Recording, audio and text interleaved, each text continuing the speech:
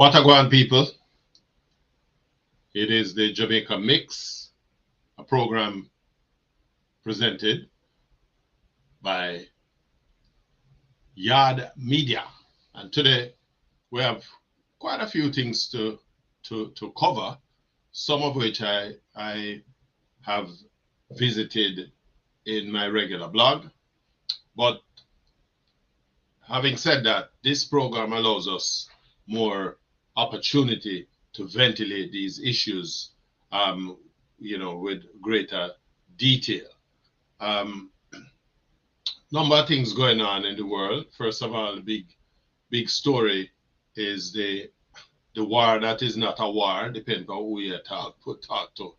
The the circumstances in the Gulf states, and at the same time with respect to the U.S.-Israel conflict leveled against Iran, and bombs are flying left, right, and center. The United States, if you depend on which news you follow, you would figure that what is left of Iran just left a drop in the ocean over there before it disappear. While on the other side, if you looking at media coverage coming out of the Middle East, it is saying a completely different thing. Now, all of that, and of course, if you follow in this program, you know that my commentaries are largely Jamaica centric, because that is the place where my neighbor string cut, and so I may have a vested interest in ensuring that we, amplify the information coming out of Jamaica and how things affect us as well back on the global scale. And so,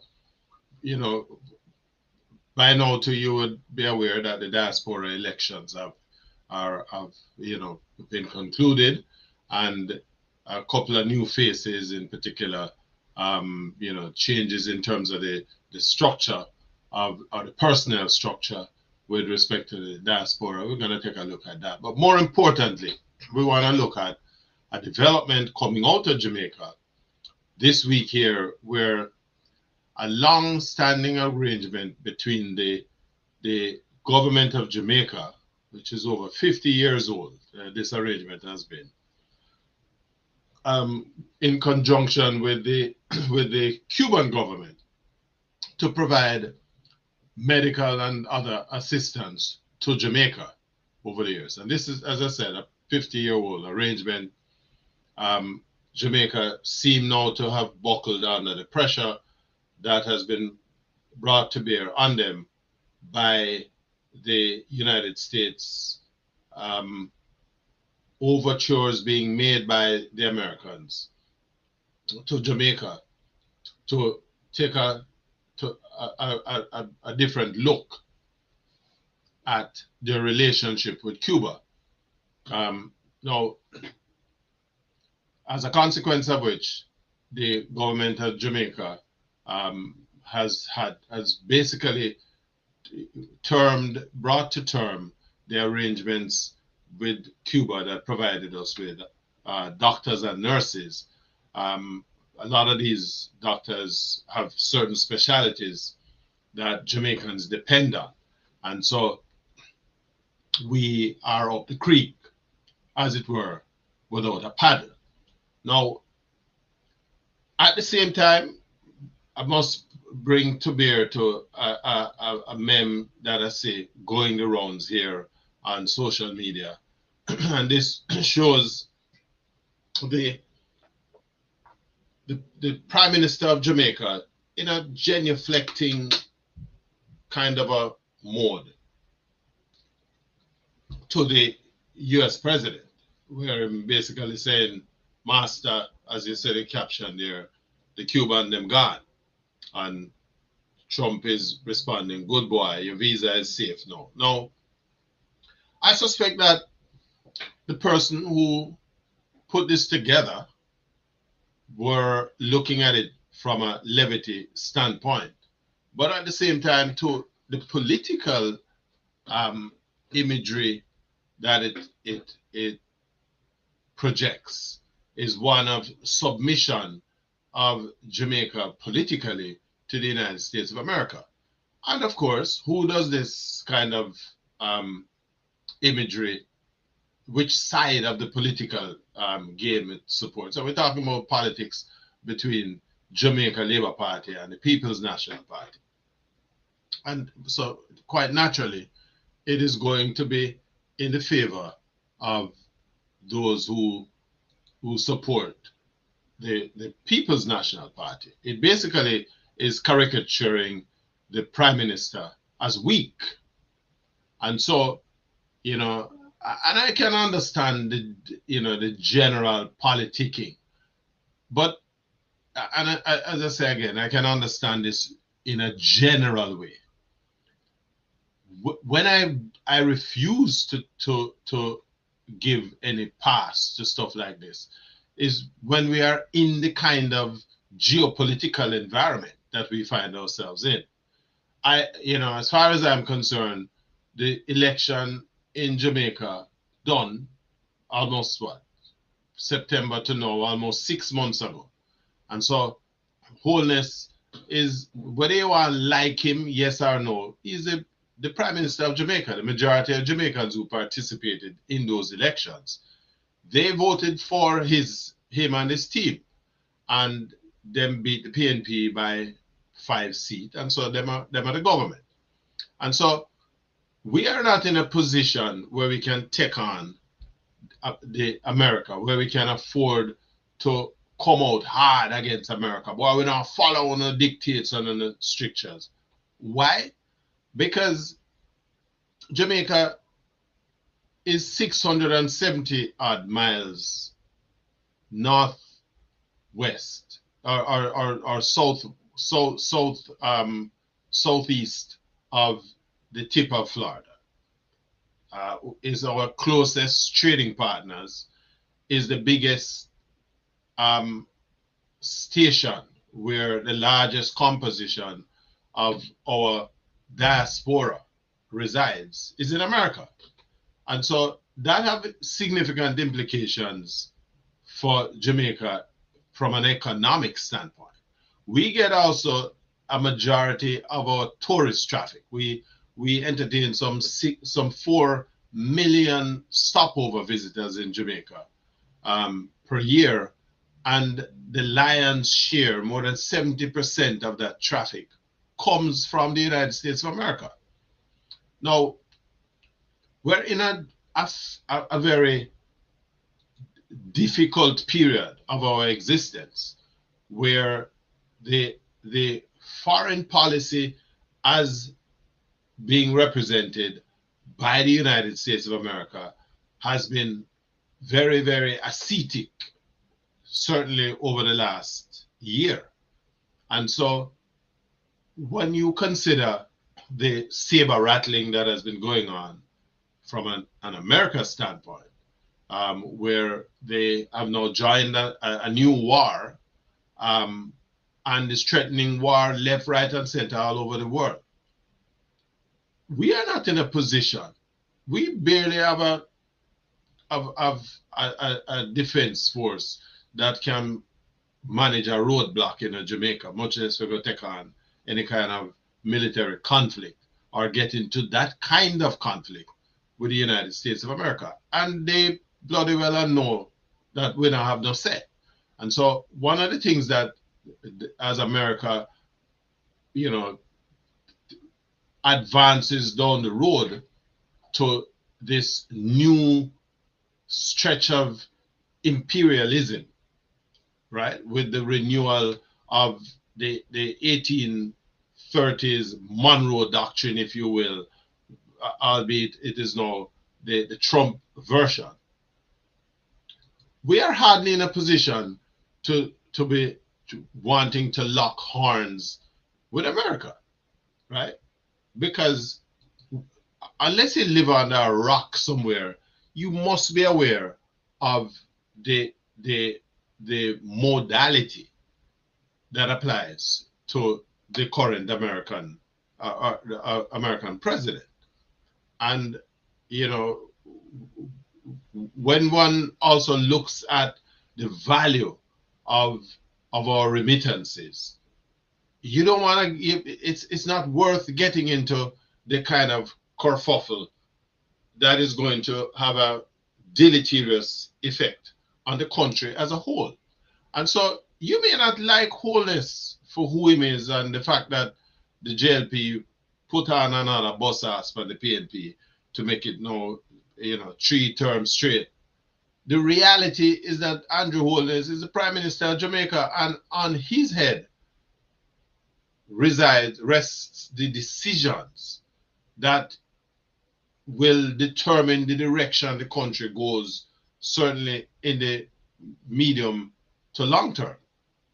And that can be a good position if we are going to, engender any kind of antagonistic relationship with your most significant trading partner. And so when I hear people leveling critique against the government, right, to the extent that you are prepared to put something like this out there, it says in the first instance that we're being disrespectful to the office of the Prime Minister. Even if you don't like Prime Minister Holness, me believe that this is a very disrespectful man. That's my view, right? And I make no apologies for it, right? I don't hold any brief for Mr. Holness, right? A lot of the stuff that he does don't find favor with me, but I give him his props because, he is the leader of the country. And again, if you're not check for him, you need to respect the office that is there. And so, my mother tell me a thing about a bullfrog where them padlock him out and throw him into the courthouse and him fly, thing. And the essentially the messaging was from the bullfrog: what is joke to you is death to me. And so this kind of caricaturing doesn't do well for us. It speaks to a sort of an intellectual immaturity, if you will. Us pushing this kind of agenda, if you will. And so the question that it says, it forces me to ask is, to the man from the PNP side who is pushing this agenda, if you were in the seat that Holness now occupies, what would be your decision? And, I mean, it's a redundant question to some extent for me, because I have lived through the period of the Michael Manley years. And I make no apologies. In my time, I was an ardent Michael Manley supporter because I benefited. I saw where we benefited at the time from some of the policies that he created. But having said that, I cannot pretend that some of his approaches, in particular, his picking a fight with the United States of America at the time, was cavalier, and it cost us dearly, right? Granted, we're in a different environment. Back in those days, it was the period of the Cold War, or the end of the Second World War would have been just a decade or so before, and the different East-West bloc.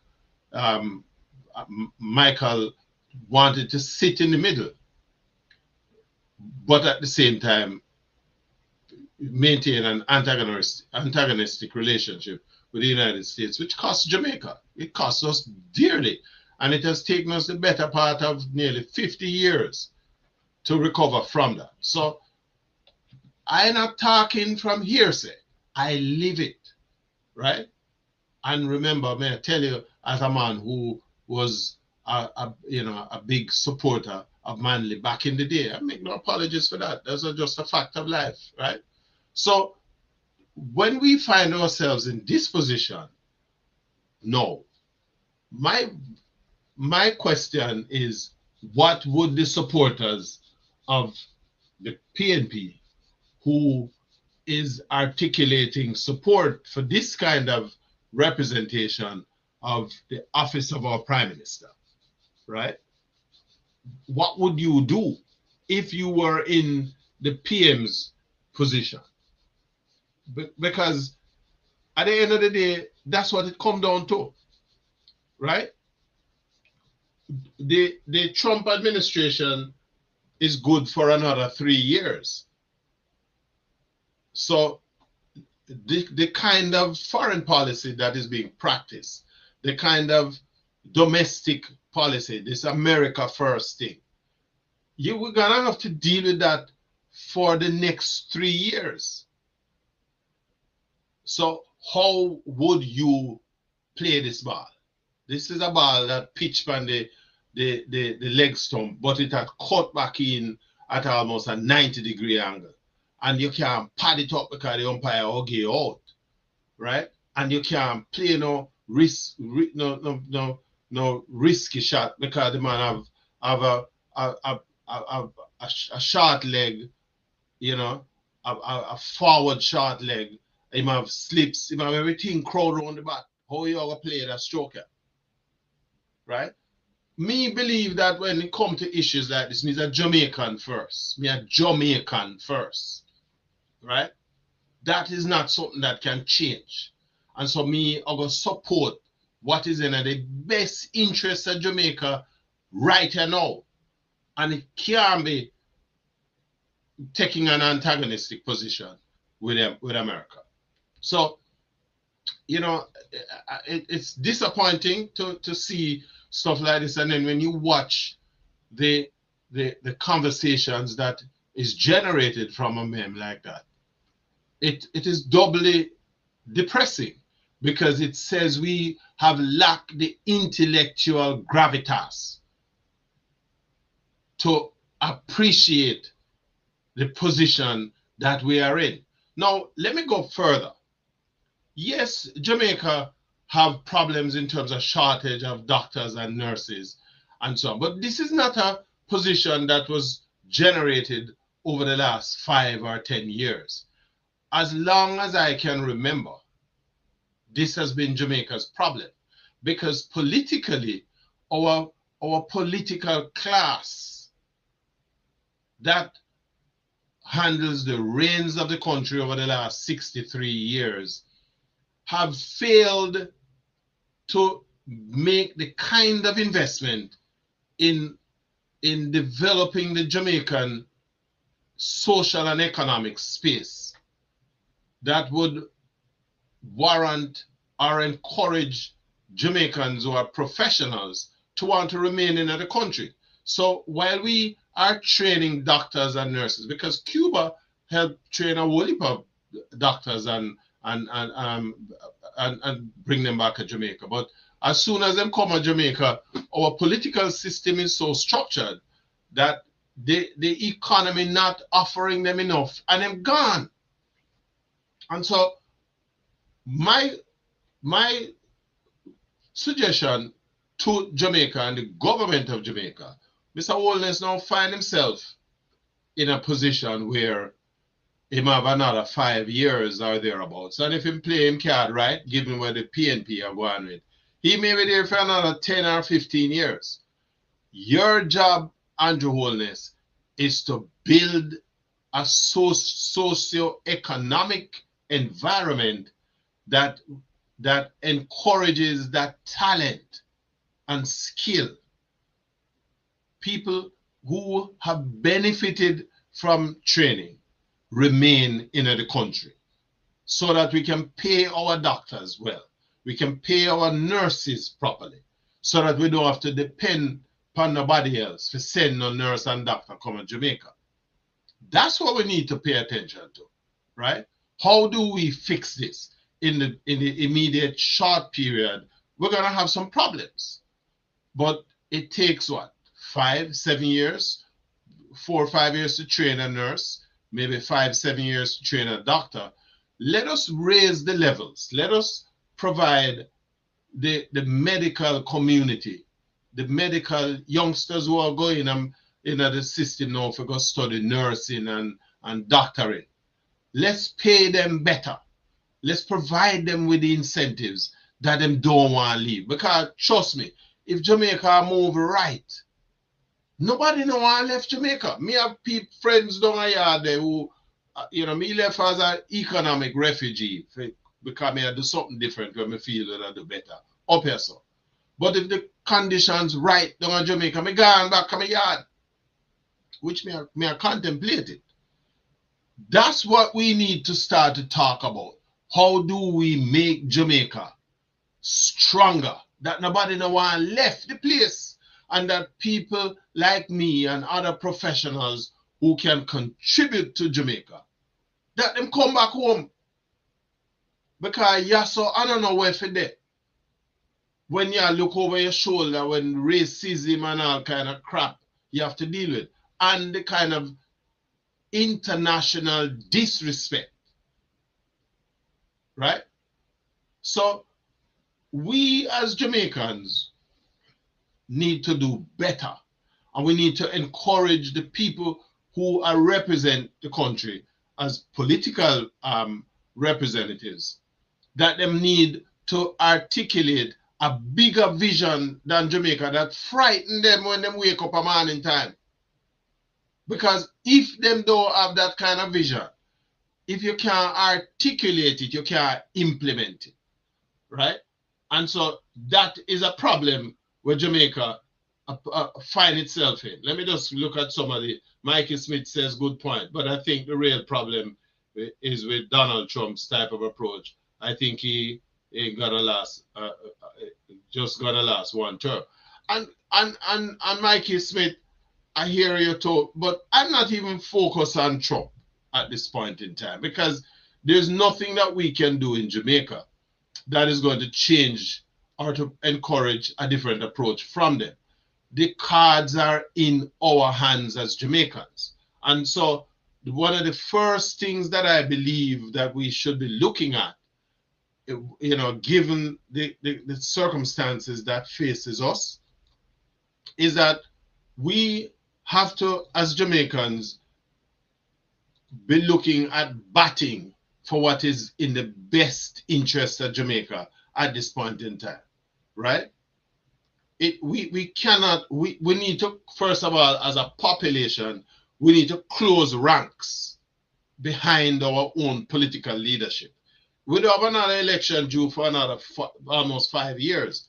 So every Jamaican, especially in the current environment and with what we see going on in the global, the wider international community, you have to start to demand more from those who are out there to represent us politically. We have to, right? National interest at this point in time takes precedent over partisan political interests and amusement. We have to be able to see that, because it is by not being able to appreciate that we find ourselves in this position. Jamaica bigger than all of it. And my view is that those who have chosen to lead us must be prepared to have a vision of the country that is going to be far bigger than themselves and is looking at Jamaica long after them gone. That's where we need to be. So, we have a problem, and so we now need to learn from it. This Cuban thing is a injury, right? It's like a puncture tire, one of the 4 tire puncture, but we can patch it and move on. In the meantime, let us create the kind of environment that will turn over nurses and doctors in the country that will solve our problems. The way to do that, yes, it's going to cost us some money at the domestic level. It is not important. It is more important to fix that now than to be looking at piling up this mountain of cash in Bank of Jamaica reserves. That's why we have this amount, but you know, pay the people them properly. We need to make a deeper investment in paying those people who are serving the country. Just like how the politician them 2 or 3 years ago raised them pay by 200% and 300%. You have to, because the idea behind that was to, according to the Prime Minister when he made the announcement, to encourage better caliber individuals to come into politics. Did that happen? I don't think that I have seen that. But the same thinking should now be applied to the broader civil service cohort. So you want the best thinkers to remain in the country, to serve the country in the, you know, as public servants, pay them better. My sense is that if at a median salary level, people who are teachers and nurses are earning anywhere from $3.5, $4 to $6 million Jamaican a year, which is not a lot of money, just in case people may want to think so. That's less than 40,000 US dollars a year. But in a Jamaica, $40,000 at a conversion rate is a good enough pay to encourage people to know what I'm going away. You can buy a little car out of that and pay the loan. You can support a mortgage for a little place. Worse, if you find a nice little young lady or a young lady find a little young man, where the two of them can merge, two of them kind of salary there, where them are earn between them now $8 to $12 million are coming out of the household. They're not leaving Jamaica, going to Wales to go live and go work. And that's the kind of environment that Jamaica have to drive towards creating. Jamaica also have to move away from this model of Jamaica's development, which is about tourism. Tourism is a failed industry as far as I'm concerned in Jamaica. Yes, we have all of this infrastructure that we put up that benefits the hotel owning class. And yes, it brings in foreign currency into the country through foreign exchange earnings, tourism earnings. It contributes some nearly 30% of the country's GDP. But people need to know that less than 20 cents out of each tourism dollar. In fact, my assessment is that some only just about 5 to 6 cents out of every tourism dollar is retained in the country.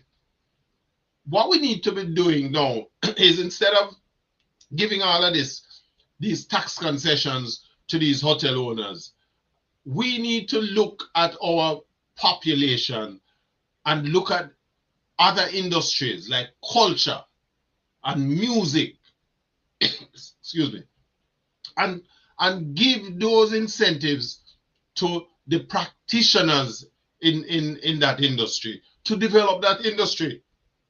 Because when you do that, what you're doing is insulating yourself from being pigeonholed in an industry that is susceptible to the kind of economic shocks that comes from the kind of environment that we now find ourselves. We need to create a Jamaica that people will want to come and visit because the place is safe, secure. We don't kill off enough of killer them in Jamaica. So we have kind of addressed some elements of the crime problem. But now we need to create the kind of economic and social environment that encourages Jamaicans who can contribute to the country to want to stay there, and those who are outside will want to return and bring them skills with them, so that we get away from this kind of economic model where what we have is net leakage. I liken the Jamaican tourism currently to a revised version of our plantocracy that had basically run the country for some 300 plus years prior to independence. What we have done is that we may get rid of the sugar cane, but at the same principle, where rich hotel chains have properties built in Jamaica with billions of dollars worth of tax holidays provided to them, that nothing remains in the country, right? It makes you sort of wonder too about the people who are negotiating these arrangements with these hoteliers, because our workforce in the hotel barely earn enough money that they can come to work the next day. Patrick says, in agriculture, we encourage grow what we eat. We can adopt a similar sentiment in furnishing our labor force. Absolutely, Patrick. And it simply what we need to look at. We're not a manufacturing country, because we the dependence on imported energy puts us in a negative position. What we have though is we have our human resources, which is our greatest natural resource. What we need to do now is to invest in its development.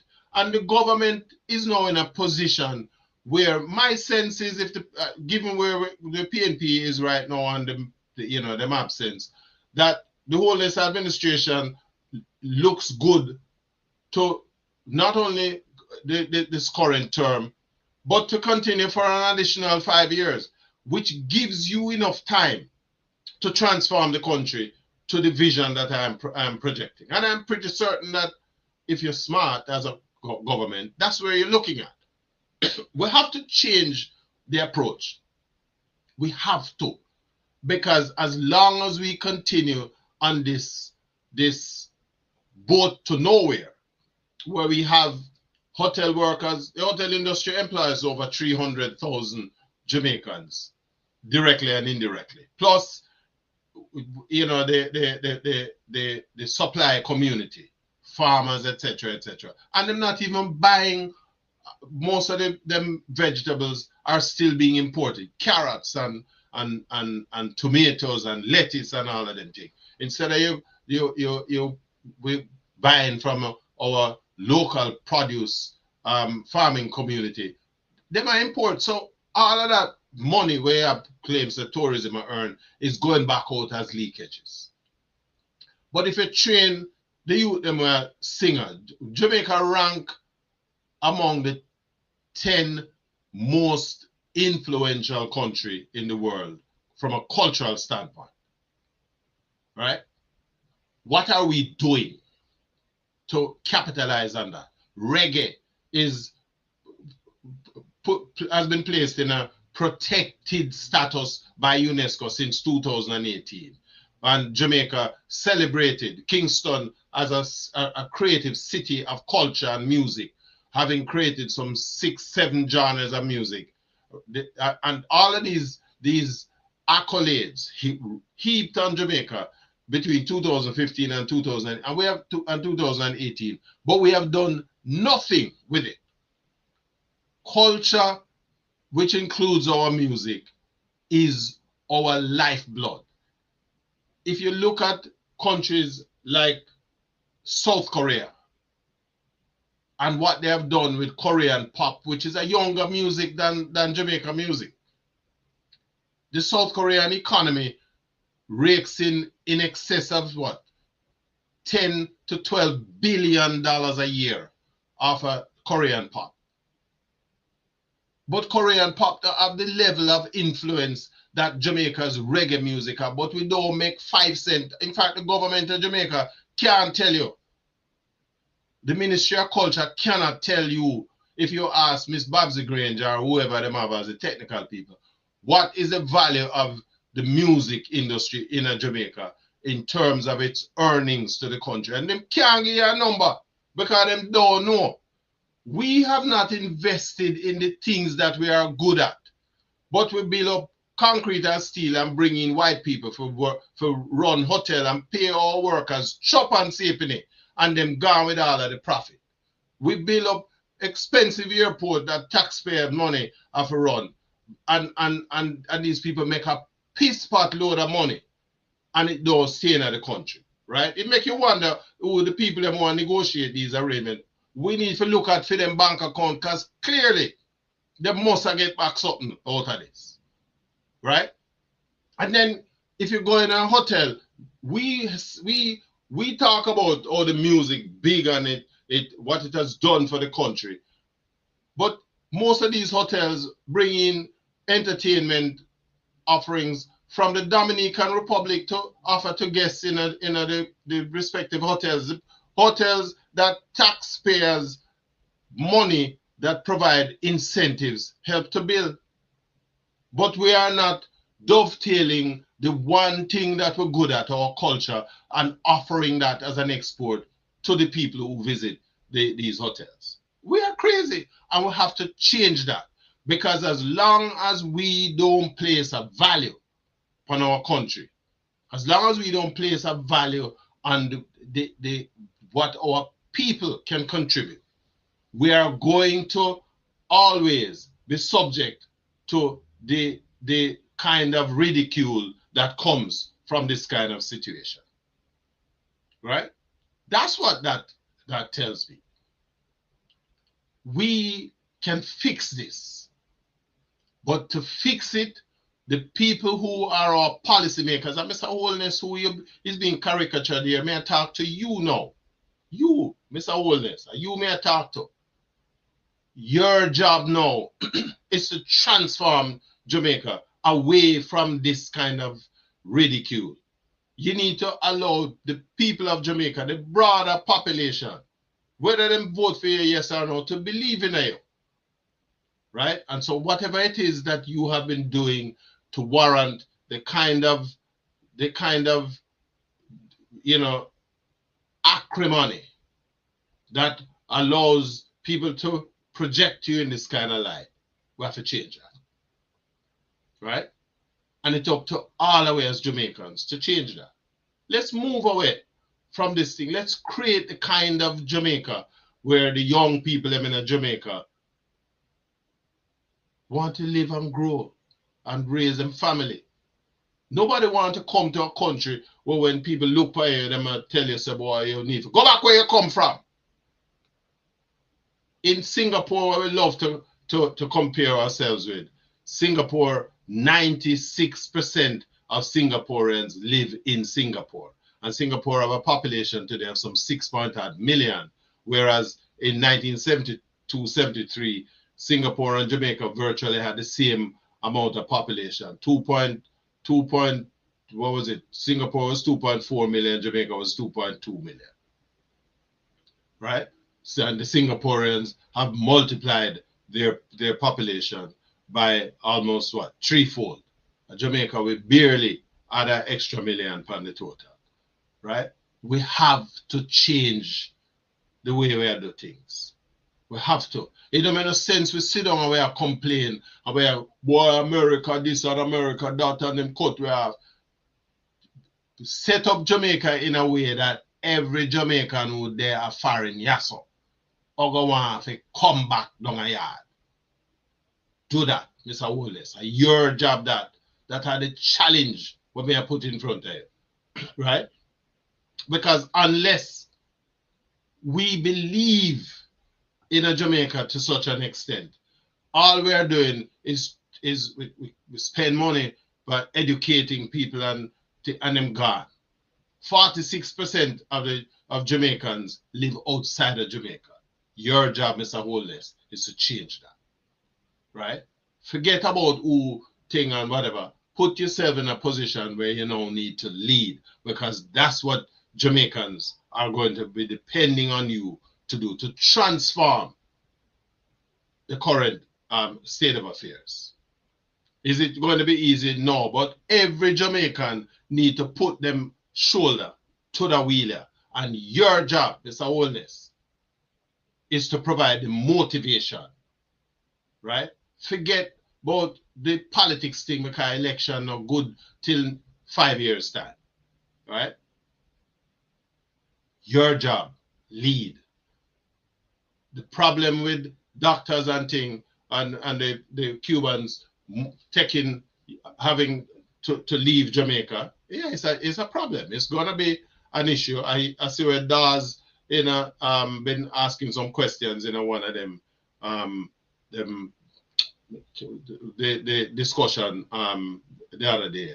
I think one of them parliamentary committee about the gap in the numbers and so on. Let's fix that and move right away, because guess what? It don't make no sense we sit down and we are twiddling with thumbs and 10 years time we have the same problem. Today is the day to fix that. And yeah, we have a whole heap of challenge, but we have to go sit down now and work out. It don't make no sense we have multiply, we have 20 billion US dollars sitting in a bank of Jamaica, but we're broke like a backside because we not invest nothing in developing our country. We have to change that. Invest. When the Chinese had the problem at Tiananmen Square and the rest of the world locked them off, what the Chinese did is that they turned inwards and they pumped some $14 trillion into their economy, and it transformed China to what it is today. Jamaica need to make the same kind of investment in its own people, because if we don't believe in other people, then nothing makes no sense, right? Now, another question I want to ask people is, is if the PNP is still a keep. Is the PNP still keeping? Because I asked this question against a background of, we have a hurricane that licked down a significant proportion of Jamaica, right? A significant proportion of Jamaica was affected by the hurricane. In fact, it took away some 38% of the country's gross domestic product. And so most of the West, a friend of mine said to me, that himself, Mr. Holness, lucky because the hurricane affected people in the country. And so it will get away with not addressing the issues being impacted by the people in the country, because if it was told, it would have had to have a different level of response. Well, guess what? I raised some questions the other day, which asked if we were in a situation where the country had fully recovered from the hurricane. And if that was the case, because when I looked, I asked that it must be that the people in Western Jamaica who were affected by the Hurricane Melissa, have been all made whole to the satisfaction of the parliamentary opposition. It must be that all the roads have now been fixed, that electricity has been returned to 100% of the affected JPS customers. It looked to like the 5,000 houses, modular homes that the Prime Minister had promised would have gotten to Jamaica by the end of February or February, that all of that has now come true and distributed, right? That all of the hospitals have been repaired and are firing at 100%. And so on the basis of which the People's National Party, which is the opposition, don't have no work for them.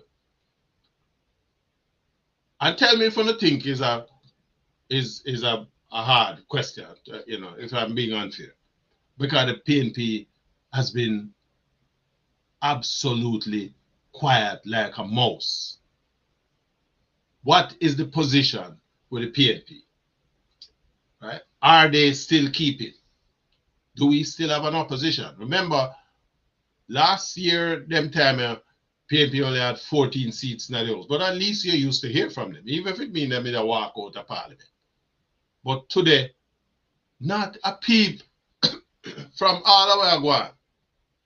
Because me have listened to some people from all about in Jamaica where say, boy, them now no light. Mr. Darrell Vaz coming at the thing and him in the house and him a big up him chest and him a talk, you that feel say him a roll thunder and flash lightning. And that every word we must say is the gospel truth. So when him done talk at me, see, me I watch CVM the other day where and TVJ News, and them I tell you, say people in St. Elizabeth and Clarendon and whole heap of places in Westmoreland and Hanover now no electricity still. So where is the People's National Party? Me see the man that was a general secretary, him gone in agriculture, so it look like him give up the general secretary work and the PNP work. And him gone in him a do some vegetable farming and thing. Because appear that me see, me no hear man do not know out there with him constituents anymore. Me no hear from the leader of the People's National Party. Nothing. Right? And then but the same token, me understand, me see in one of the parliamentary committees, Damien Crawford and Peter Bunting, who them dep on the same committee, and I think Bunting is the chairman of this parliamentary committee. And him and Damien Crawford almost come to blows, because Crawford asked some question, and instead of him ask question of the political, the political officer, responsible political officer within the government, but Bunting seemed to answer the question then. And then it opened up that the PNP is in a trouble. My dog newspaper said to me that apparently the PNP look like them out for dust with Mr. Golden. Right? And so 3 different camps now gathering in a PNP. You have one camp where I push for Crawford. You have another camp where I push for Dr. Dawes. And of course, we have this man who they had always maintained that Bunting was always, Golden was always a placeholder for this man. Right? And so, as a consequence, the PNP seemed to be heading for another period of ineptitude, because I'm not a fan of Golding either. I don't get the impression that he has sufficiently sold himself to the public, despite the success that he has had with winning the additional 14 seats. But it seems as if there is a lot of rancor within the PNP ranks. And so the word upon the street, that according to Dog newspaper, is that they're out for dust him out. And so there is a challenge that is going to come from between these 3 people. Crawford, there's another group where push Dawes, and of course Bunting, who want back him thing when he feels in the lend Golden the reins for run the thing, so he might come back. Now, what does that say to Jamaicans? You tell me. My personal view is that, the PNP has not shown any mettle since the last election.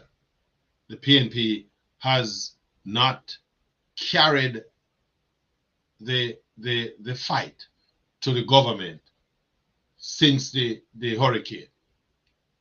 We saw some inkling of and indications of some aggression, but over time it has fizzled out. And so the circumstances of the people who are affected in those areas, you would think that the country has recovered. What's the situation in respect of housing? The Prime Minister jumped up and announced land titling project, emergency titles that will allow people to get funding so they can fix back the house. What's the status on all of that? Because the government don't have to make nothing public if nobody now challenge them, And the people who were supposed to be providing that challenge is the opposition.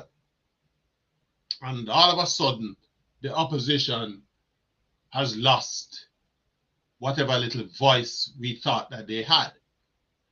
So whether the question is whether the PNP, and it also then begged the question, what would have happened to Jamaica? And it's a speculative question. had the PNP won the last election, given their demonstrated ineptitude right now. Because while the opposition don't have no resources where they have to deal with, their job is to keep the government on its toes. And I follow this thing like a hawk. And I'm saying to you, me not feel, you know, me not feeling the government, the opposition. Me not feeling the opposition. And maybe it is with all of this percolating instability that is being, you know, bandied about within media circles. And remember, we're in a social media driven environment, but that's the information that is out there. And so it says that the opposition is ineffective, but them get 100% increase by the seats that them had over the previous time. So what are these 28 members of parliament being paid to do if we not feel them? Every now and then you see Nikisha, what's her name, Burchell or whatever her name is. We hear from her. We hear a little from Crawford and Dawes, who had been running this social media thing when doing expose on the hospital thing. But the leader, silent like a mouse. So again, my question to Jamaica, what happened to the PNP? Is it that the PNP gone on retirement? And so it brings me right back to what was my earliest, what we started the discussion with, the issue of the caricaturing of the Prime Minister relative to the Donald Trump. We have to move beyond this.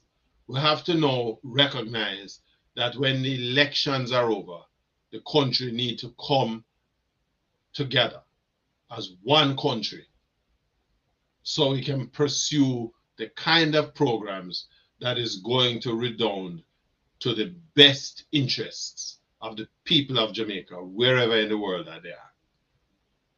Right? We need to. Think about that. I might be getting comments and feedback with respect to that. And the last point I want to touch on is this whole diaspora thing. In fact, maybe I should save that for a different discussion, because I really want to focus on, you know, there are 2 million people living in the diaspora. We just had an election recently where less than 2,000 people voted in a global diaspora group. Less than 1%. It's 0.008 of 1%. Right? And so what's the value of the diaspora as the diaspora grouping to Jamaica? Is it that the diaspora thing has become politicized? These are some questions. We're going to pick that up when we come back again, the next discussion.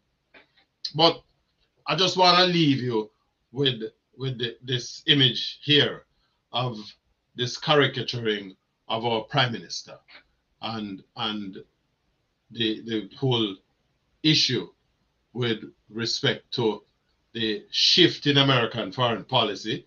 We see the ongoing war now between Israel, America, and Iran, and the public response to that, the implications for small states like Jamaica if this kind of situation is allowed to continue, because come hell or high water, it is going to impact us. And which leads me to one final point. The Prime Minister of Jamaica need to address the country and prepare them for the challenges that is going to come to the country as a result of that, right?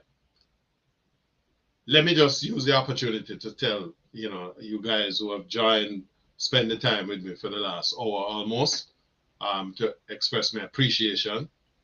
Subscribe to the channel, right? And of course, we're going to encourage you to subscribe to, check out these books that I have recently published: The Men We Become and Scotch Bonnet Dreams, as well as Unbroken Sheila 2.0. And you can pick these up at my website at yaadmedia.com/books. That's YAAWD media.com/books.